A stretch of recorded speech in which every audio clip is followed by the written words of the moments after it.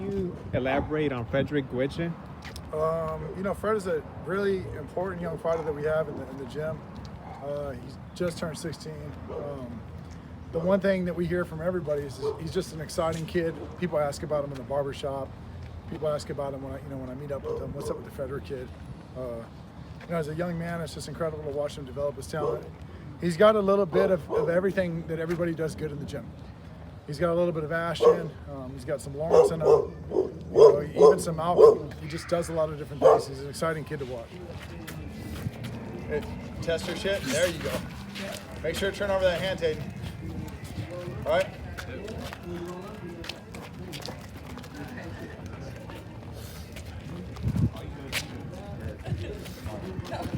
Did you leave some wraps on?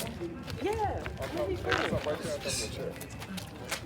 When you evaluate him compared to other amateur boxers, is there anything that stands out for him? Yeah, typically other amateurs are just looking to score points, and they don't have a sort of cadence or rhythm to themselves, and they don't know how to set their shots up. The thing I know about Fred is that, when he's working like a professional. He could look like Lomachenko at times. He could look like Floyd at times. Even a little bit of Tevin Farmer. You don't see that sort of maturity in somebody that age, especially we've been seeing it now for a couple of years. It isn't like it just popped up out of nowhere. The kid's been like that probably since he was 14. He takes his time, he's patient, and he's looking for the big shot. He's looking to hurt you. Obviously, he's learning how to build off his offense and so forth, and build off his defense. But yeah, he fights like a professional at a very young age. And to be honest with you, I tell his father this all the time. I'm never really bothered that Fred hasn't won a nationals yet, just because I've watched him work with pros all the time, and I know plenty of national champions that never do shit in their professional career. All right, the students going that way? I'm looking at I'm walking this way. Work.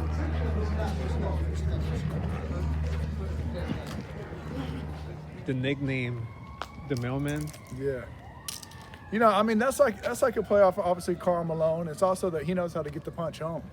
That's that was what the nickname about is. Hey, you got a guy, rain, sleet or snow, he's gonna get the punch there.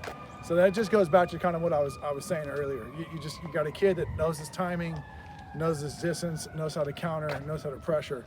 That's how you get that nickname, the Mailman. It's like when you get in there and he's moving around and testing different looks, and then all of a sudden he's firing off, and it's a highlight reel.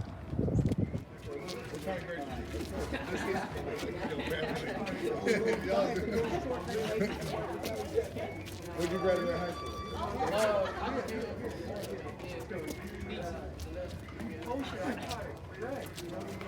Hey, I seen it. I can see it. Last year for amateur boxers has been basically like a gap year where pretty much you can't do anything unless you want to convert yourself into pro. What's some of the things that you try to elaborate him this past year with him? It's been an incredible opportunity for Fred because he's been able to see all the young guys in here go pro. He's been there in Mexico with them. He's been there as support. This being a lost year for amateur boxing is a big decision collectively in the gym that happened, between Ivan and I, that we're going to take the kids and we're going to turn them professional. Fred is absolutely right there at the tailwind of that. He hasn't turned, but I don't imagine that he's not turning professional within the next 18 months to 2 years. It's just, it's kind of what you want. I know plenty of national champions, some of them that I can even call on the phone and check in with, and not all of them had successful careers in boxing. So there's a big, division between a great amateur and a great professional fighter. And to be honest with you, here at Jackrabbits, we're looking to make, great amateurs. As you know, we won, best team last year at the Olympic qualifiers in the nation. We also have, 17 national champions out of our gym. But we're also looking to make, which is more important, is incredible professionals, great professionals, world champion professionals. Because that's going to get us the accolades that we want. That's going to get, the accomplishments that I want, that Ivan wants, and the team wants.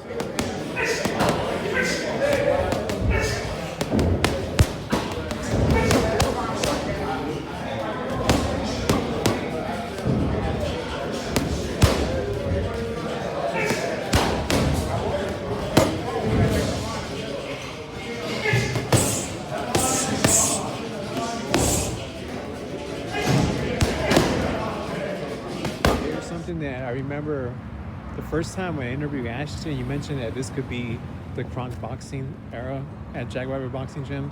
Yeah. Do you mentioned 18 months from here, probably whether or not he might turn pro. Yeah.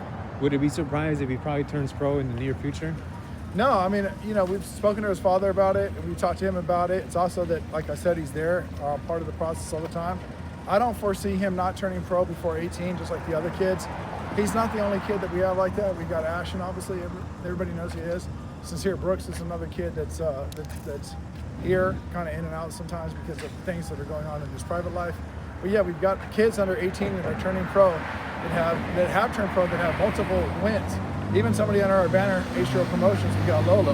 He's another one that, you know, just because you're under 18, I think there's been a huge shift, particularly that so many people have gotten out of amateur boxing, that they're not going to Japan with the Olympics, and that shift is to go professional. I'm going to tell you, I confidently feel that Frederick should turn pro before he's 18. I mean, why wouldn't I? I've seen the guy in there with world champions. I see him in there with all the in-house talent that we have. And, you know, you got a guy that absolutely knows how to take out the trash and knows how to be the mailman. Thank you, Trevor. All right, thank you.